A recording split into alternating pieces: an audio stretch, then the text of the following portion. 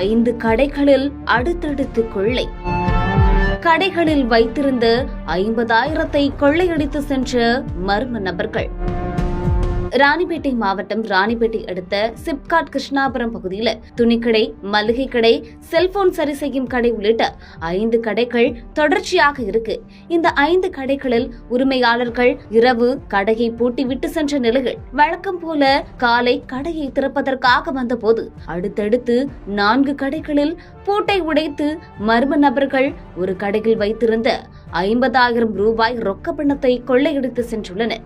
இதனை கண்ட கடைகளின் உரிமையாளர்கள் அதிர்ச்சியடைந்து சிப்காட் காவல் நிலையத்திற்கு தகவல் தெரிவித்துள்ளனர். அதன் அடிப்படையில் விரைந்து வந்த போலீசார் கொள்ளை சம்பவம் குறித்து விசாரணை மேற்கொண்டு வருகின்றனர்.